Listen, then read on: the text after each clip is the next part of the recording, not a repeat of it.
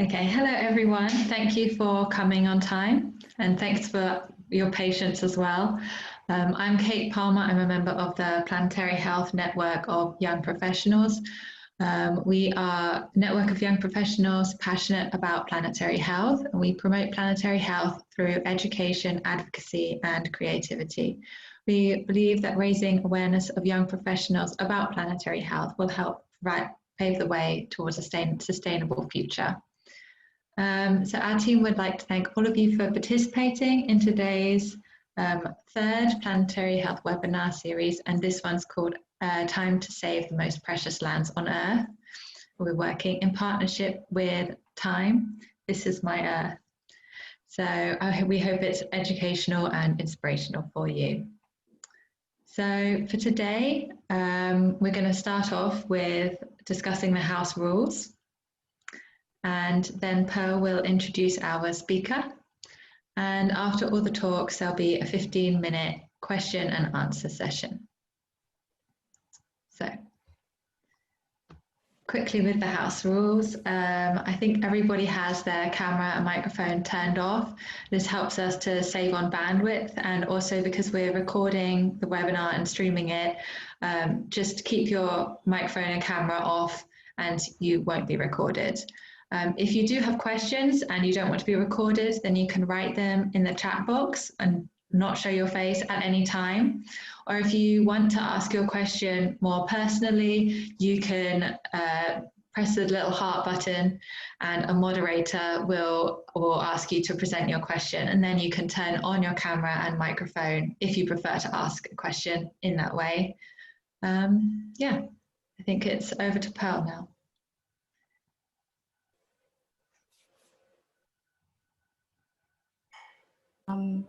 Thank you, Katie. So I'm happy to introduce to you our speaker for today. Professor Uri Shanas received a PhD in zoology from Tel Aviv University, followed by a postdoc at Columbia University. He joined the Department of Biology and Environment of the University of Haifa at Oranim campus, Israel, and became an adjunct lecturer and researcher of the Arava Institute for Environmental Studies. In addition to the academic activities, he is actively involved in nature conservation in Israel.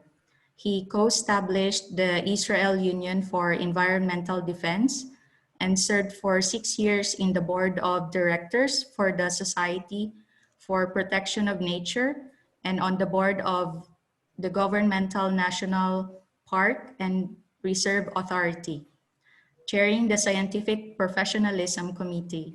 In addition, he served in various committees including MAB UNESCO, LTSER, and chairing the expert committee of the Israeli Green Movement Party. In 2016, he established the international organization This Is My Earth, or TiME, which saves and protects biodiversity hotspots.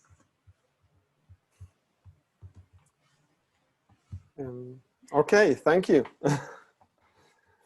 So I guess it's my turn now, right? Yes, over to you, yeah.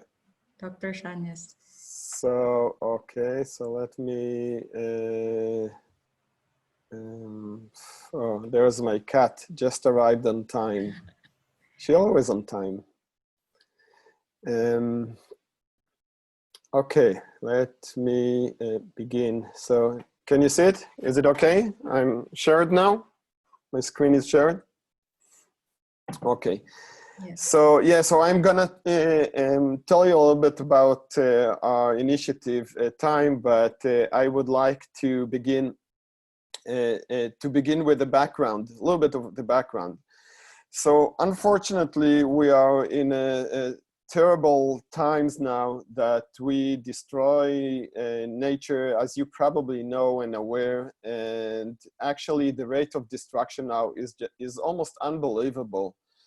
We destroy the forest, the area of a size of the football field, almost every second. So some years it's every second, some years every 2 seconds, but not about the rate of destruction. And scientists are already warning us that we are beginning 6 mass extinction, which is our cause. I mean, this is because of humans, and human caused this extinction. And in fact, we have lost around 60% of all animal populations in 50 years. Some figures even say that more than that. And with this in mind, I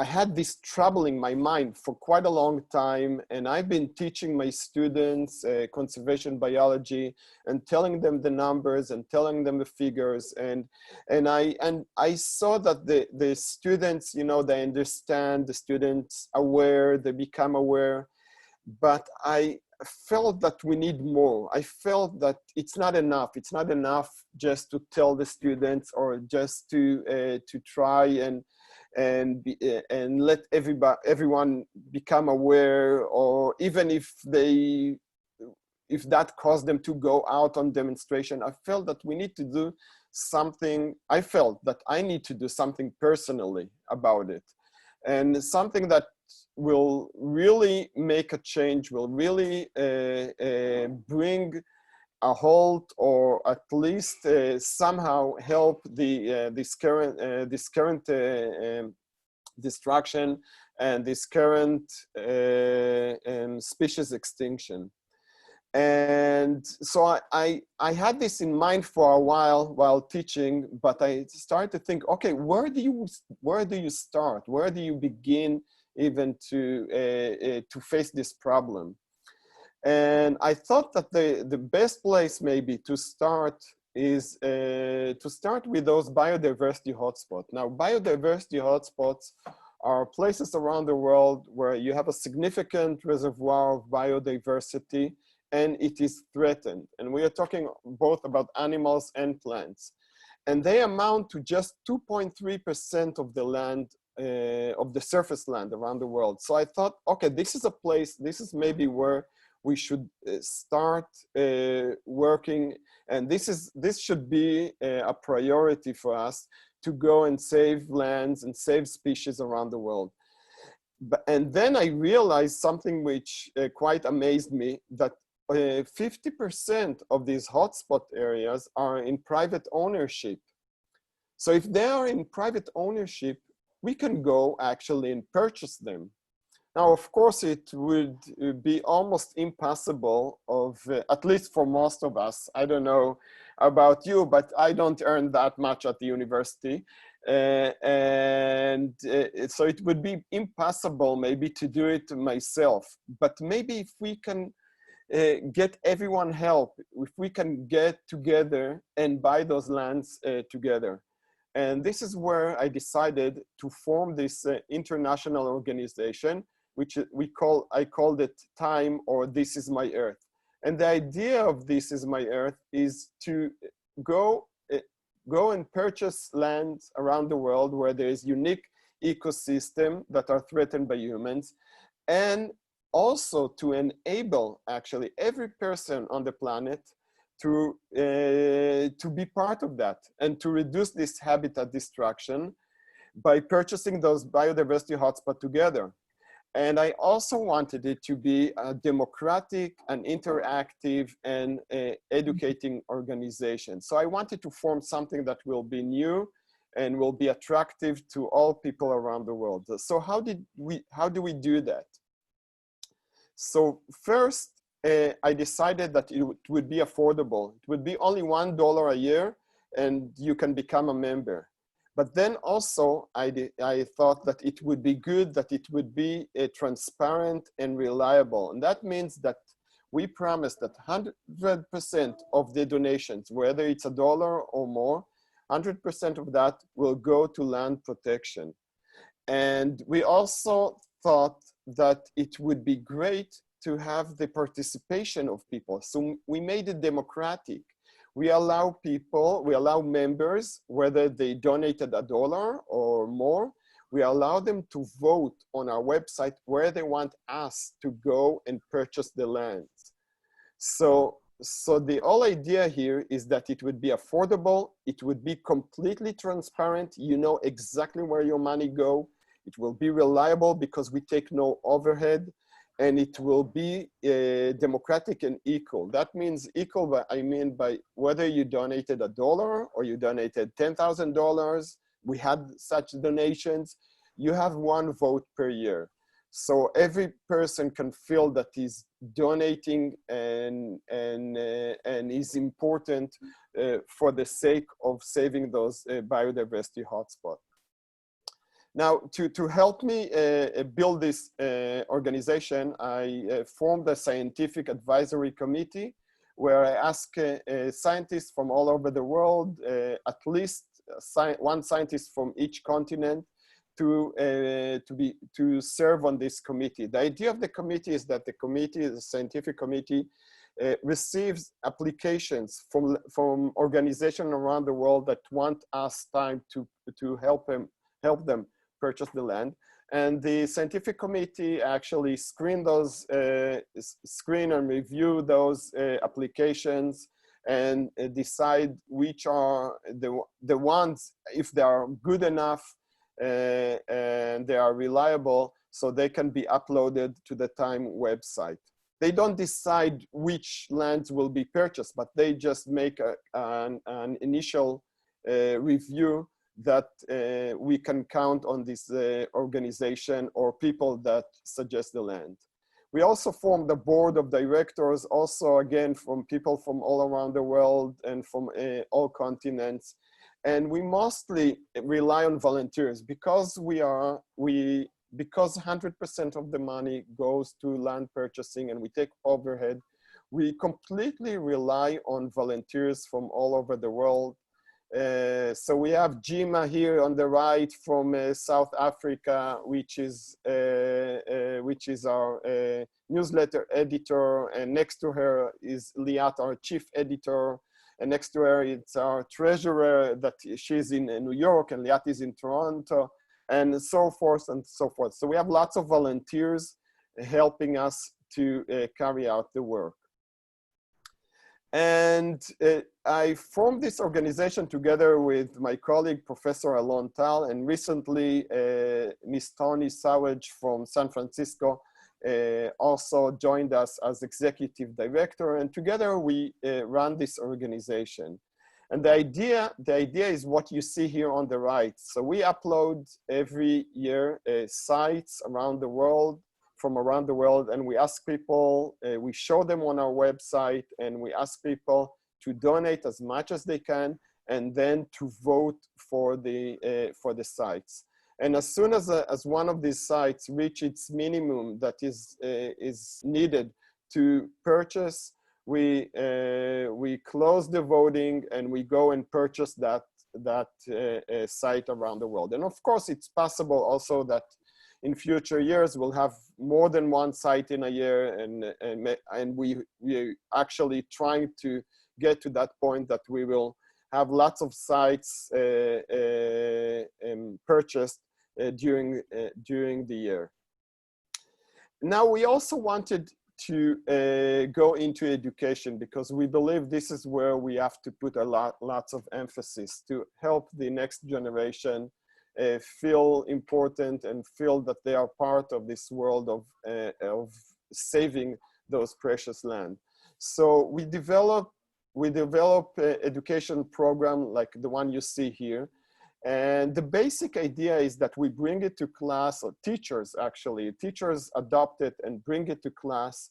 And what teachers usually like to do is to take their class divided to 3 groups, and each group is taking one of the project, and they learn it very deeply, and eventually they need to persuade the class to vote for their project. So it's kind of a game that they play, but this game help them really to learn basic concept in geography, in biology, in conservation biology, and it's really great, and they learn a lot by that, and they are become very engaged in the education materials. And for the idea here that usually when I teach biology or conservation biology, usually I start with the knowledge and then I try to make my student aware, and eventually I would like to take them active role in society. But what we do here in TiME is the opposite. We turn the pyramid upside down, and we first let them to act. We let them do the actual, they go and they participate, and by participating, eventually they acquire the knowledge that we eventually would like to hand them. And so it's really successful in all ages, and we started to bring it to schools, and you see here students are taking roles in studying the areas, and then they participate in group discussions, and they try to persuade each other where to cast their vote. And also after that, they might go out, like you see here on the right, and try to sell cookies or try to earn the money to become members. We ask them to earn their money themselves and not to bring it from their parents. So TiME education is about nature, but not only. It's about geography and natural sciences and social sciences, and decision making, and student and language, and of course values also. We talk about sometimes in classes about democracy, because it raises questions about democracy and how democracy works, about equity, and also of course about activism. We brought TiME, as I said, from elementary and already to university classes. Actually, we have it in kindergarten also, and it's great for really all ages. And you can see what students say about that. Their reflections is just wonderful. For example, this is high school students that said, I learned about myself that I can set up a goal and achieve it. And the fundraising made me realize that even a 16-year-old can make a difference. Or after I voted on TiME website, I truly felt like I changed something. So the students really become very involved, and they like it. And they not only become activists, but they also learn a lot along the process. We had already quite a few achievements. So on 2016, we purchased a land in the Upper Amazon. And 2017, we purchased another land in the Upper Amazon, which was even bigger. Then 2018 in an island in the Caribbean. And now we already got the money, and we are about to close the deal to purchase another plot in Colombia, in a forest, beautiful forest in Colombia. And so this is, for example, the first land that we purchased in Peru. Was mostly meant to save this amazing yellow-tailed woolly monkey that only 250 individuals were left of this monkey around the world. It's one of the most critically endangered species around the world. So we were happy that we helped, together with the TiME members, help to save this species. And here, this is the area in the Caribbean, in Belize, that we managed to purchase a small parcel in an island there, but saves an amazing biodiversity, amazing animals and plants. It's just a wonderful area that we are very proud that we managed to save. And so TiME is about education, it's about conservation, it's about democracy. And I would like to leave more time for you to ask questions and to urge you to join us, to join TiME, whether you want to donate $1 or whether you want to donate more. I urge you to help us and make this change we actually bring a tool that can really do wonders around the world. So with that, I will end and we'll take questions.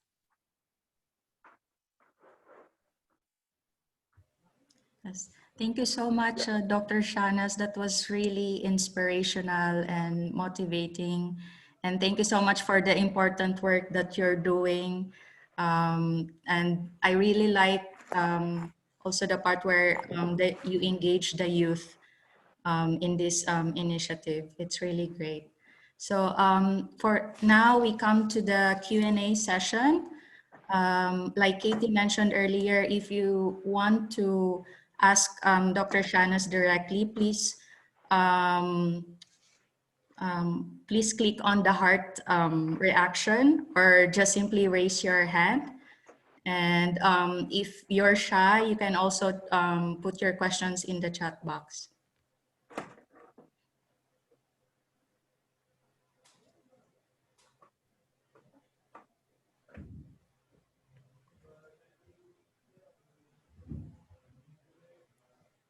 Okay. So while waiting for some people to ask, I can take this time to ask Dr. Shanas. So you've talked about you choose the biodiversity hotspots to save. If I may ask, what are the criteria for choosing these hotspots? Yeah, so the hotspots we use previously work that has been done by scientists, and it's published in journals about the hotspots, and this is been updated every once in a while. It used to be they used to focus on 1.4%, and then they raise it to 2.3. So and we take these hotspots. So when we ask organizations to send us applications, we ask them to make sure that their land is within one of these hotspots that are published in scientific journals. And the idea of this hotspot is, as I said, it's places where you have a significant large amount of biodiversity, and it's threatened. It's these two components need to make a place a biodiversity hotspot. Thank you, Dr. Shanas. I saw Marisol, I think, raised her hand. Oh, go on, Marisol. Hi, yes. Well, first of all, Dr. Shanas, it was, as Pearl said, very, very inspiring. I saw this documentary on Netflix called Kiss the Ground, I think that's the name, on the value of preserving land, also to prevent desertification. So this initiative is very, very inspiring and full of hope. I was just wondering, what are the challenges that you face with this type of initiative, and if you have any, story of success on how to overcome it? Because when I think about purchasing a land, that sounds like a very bureaucratic and challenging process, right? So I would like to learn more about how are you managing? Thank you. Yeah, so the biggest challenge for us is that people will know about it, that people will join. I think the biggest challenge maybe is that people will believe. It's like in democracy, if you have nobody going out and voting, then you have people that you don't want that will rule you, right? If you don't go and vote, then other people decide for you. So this is what we are trying. We say, okay, here we bring you the world. You can vote, you can add your money. It sounds like a very little, but it's like voting in a democracy. Every vote counts, and eventually you can make a change, as we saw now in the US. So, and here again, this is maybe the biggest challenge, is to make people believe that it's possible. And we already showed that it's possible. So now we need as many people as possible to join us. My view or my goal is that we'll have millions of people joining TiME, and then we can do really a big change around the world. If millions of people each will donate just $1 or $5, it's unbelievable what we can do with that. And about purchasing, so one of our, as I told you, we have lots of volunteers, and one of the volunteers, we have a law firm in New York. Actually, this law firm, it's a big law firm that is located, of all places, in Times Square in New York, in one of the finest places around the world. And they give us pro bono services. They give us all the services, and they help us to write down the agreements, the legal agreements, and immediately after we reach the minimum amount to purchase a land, we put them in touch with the people on the ground, and they together, they write down the legal agreement that will make sure that the land is purchased and it's managed as we want to. Thank you. Yeah. Yes, and I think we have questions on the chat box as well. There's a question from Genesis Kelly Lontok. Is there a time structure in the Philippines? And if yes, is there any point person? I was just talking to someone yesterday to my student, actually. I just spoke about it with my PhD student, and I told her I so much want to have a first landing in Asia. We still don't have anything in Asia, and we are looking, we're really trying to look for people that will help us to make TiME known in Asia, but also make us find us potential lands that we can help to save in Asia. So this is a challenge. Thank you, Dr. Shanas. I saw there's one question from participant Alexandro, and he asked, do you have any suggestions to policymakers to be more engaged with biodiversity protection? Wow, that's a tough one. How do you make people engaged? It's really hard. I think like the movie that, I don't know if you've seen it, the latest movie of David Attenborough. It's such a wonderful movie and explains it so well. And so we just need people to go and put a pressure on policymakers more and more, but also I think by showing one of the ideas behind TiME is to show that we are willing to sacrifice something. And sometimes, you know, a sacrifice for a small kid, you know, giving $1 or giving his weekly allowance, we had that. To TiME shows their parents how much it is important for them, and so I really believe it can come from the kids, it can come from the young generation to put the pressure on the policymakers. Thank you again You're a dog. for your insights. Hindi ka na nag-ano? Okay. As the questions coming in, I guess I also have a few more questions to ask, as I was jotting down a lot of notes during your presentation.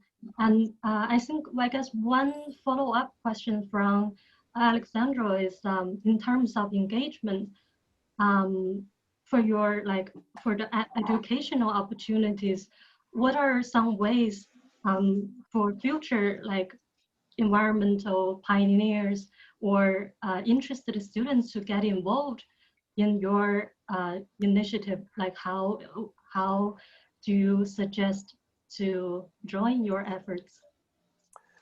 Yeah, I've been asking this. I've been asking these questions quite a lot, and I think for students, university students, and also high school students, I think the best way, for my experience, is to establish maybe a TiME chapter. Start with a chapter in your institute. And by forming a chapter in the institute, you are multiplying your efforts. So if you try to do yourself, it's one thing, but if you start to spread the word and you establish a chapter that runs all kinds of activities, then your efforts are multiplied. And so I think, and it's always also more fun, you know, to do things with others. It's I know the time now it's hard because we are we don't see too many people, but even seeing people on Zoom or talking to people, it's something, and it's the best. I think it's the best way is to form chapters like that and act as a group. And then there's so many things that are possible to do. That's very inspiring. I see Janet raised hand. Yes, Janet Razo has raised her hand. Please go ahead. Good evening from the Philippines. Hi. Okay. A growing concern in global health is decolonization. Much as planetary health is a marriage of global health or public health at that, and environmental science regionally, and environmental science is into this biodiversity conservation and other forms and means of conservation of natural resources.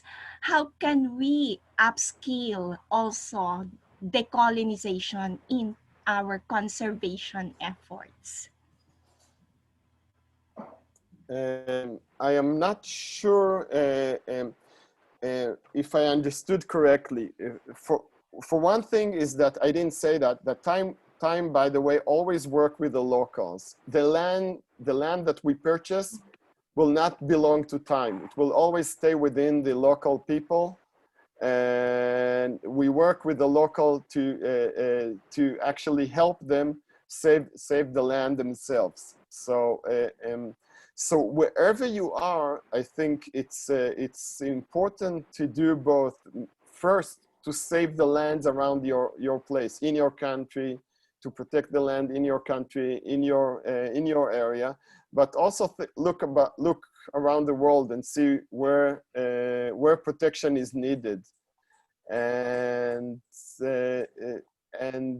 as I said, it's always nice to join forces with other, and we would love as many of you to join us, you know, and we can help you to make local changes and bigger changes together, because we have lots of people in our community already. TiME has already more than 5,000 people, members, and many of them are scientists, many of them are local leaders, and it's just a community, a growing community that when you join, we can help each other. I don't know if I answered the question. I'm not sure. I hope I did.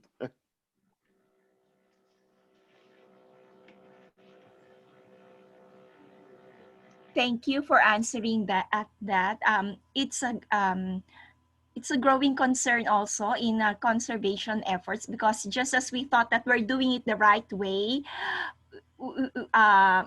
unaware, as a being educator myself, I might be totally unaware that I just add to this colonization thing. So thank you. Yeah. Welcome. Okay, you're not connecting both. Walk off and dismiss the session. Dr. Shanas, thank you so much again for your explanation. And I guess the other question on the note of in time of COVID, what are the opportunities you see for your really cutting edge learning, like learning model, like your designs of educational opportunities and participation? What are the opportunities to amplify the joining forces, and what are the ways of to evolve and grow this community? Do you have any insights? Yeah, actually, it's a good question, because I was very concerned when I had to switch my teaching to distant teaching, distant learning, and actually it worked better than last year. It worked even better because the students were so happy. I teach with Zoom, and I had my students break out to the group to Zoom, to the Zoom groups, and working together on this project, and they were so excited. My student, I had a very good feedback from my student, and it seemed to work even better than it worked last year in class. For some reason, it worked just fantastic, and they were very happy to do that. That sounds really promising and inspiring.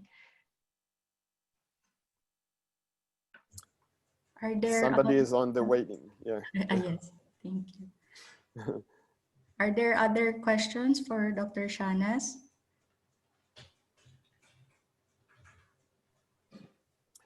I would like just to share one more slide, maybe, for a second. I'll share the last slide. This is how our website look today, the front page of our website.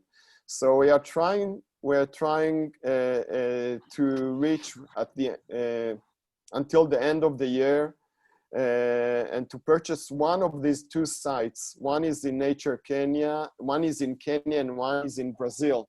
And we already have one site on the pipeline in Kenya, in the Masai Mara in Kenya. But we need to purchase first one of these sites on the left until we go to the 2021 campaign and see more sites that people will be able to vote and raise money for. And I just one more note here, that we went down to two sites on 2020 just because we lost one site, and it was very unfortunate. At the beginning of 2020, we had 3 sites, and one was we were not there on time, and we lost it. We lost it because somebody else, some developer, just bought the land. It was also in Kenya. It's a very nice land in Kenya, and developer actually were there before us. And so for me, it's also kind of a race, you know, to raise enough money and to get the votes there, and to go and grab a hold of all these precious lands before other people go and develop something, or cut the woods there, or do something else. So this is just an explanation of what you would see now on our website.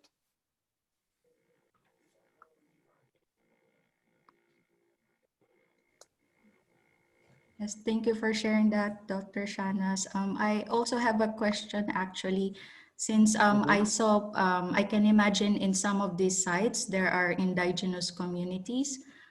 Were there any times you had to talk to them or work with them, and did you face any challenges during this? Well, until now, no. Until we worked with the local people, and we didn't have yet really like real indigenous people. We we had local people. I'm not sure if you would call them, you know, by definition indigenous, but they are local, and they were very happy to help us. I'll just give you an example. The first land in Peru that we purchased in Peru in the upper Amazon, we actually gave the land to two farmers, two local farmers, Isidoro and Donatilla. I know them because I met them. And Isidoro and Donatilla received this land. We gave them a small parcel on this land to do their agriculture and to do whatever they need for a living. And so they received from TiME a source of lifelong source of living. And in return, they are protecting the whole land for us or for the world. So it's like it's a win-win situation that we try to also to bring to this world.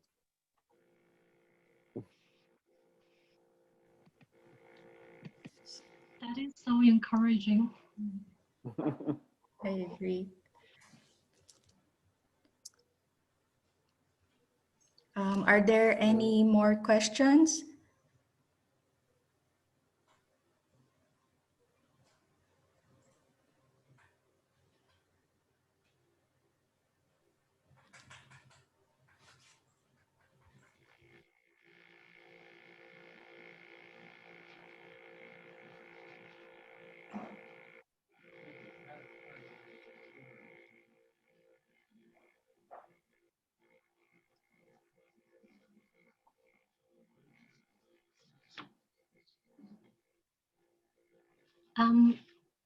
I also think probably I should raise my hand here, but I'm just curious about in terms of the standards of the land purchasing application, what are the processes to figure out, like, do you see any, like, how it has been evolved and how to, like, the process of setting the standards for the land purchase and what are like the data in terms of the data sourcing, the data tracking to have like any insights? You mean what kind of information they need to supply for us to choose them, or what kind of information they need to supply to the scientific committee?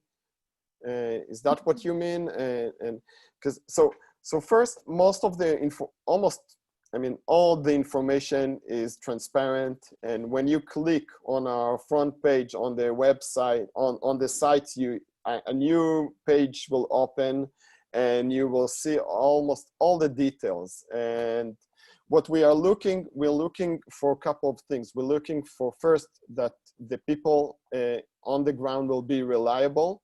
We ask them often to bring references. We would like to see often that they have experience in purchasing land and protecting it for the long run. And they have a good management plan also, and how to support it. So sometimes they ask us for money, and that's okay to add it to the sum, that it's not only they need the money to purchase the land, but they need some money to maybe pay wardens and to maybe put some posting guards or something like that. That's okay. Or we also encourage them often to add an education program with the locals, that we see it as part of protecting the land. So everything can be on this on the amount that they ask us to give them to purchase the land. But yes, we certainly ask to see how it will be protected years ahead, and this is very important for us. Mm-hmm. That's really important to know, and I'm hearing that part of the empowerment, it's really critical to grow and to plant the seeds for future planetary health or professional leaders in that sense. Yeah, I agree. Right. Certainly.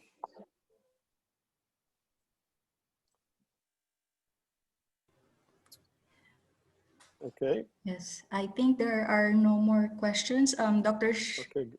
Shanas, do you have any last words you want to impart?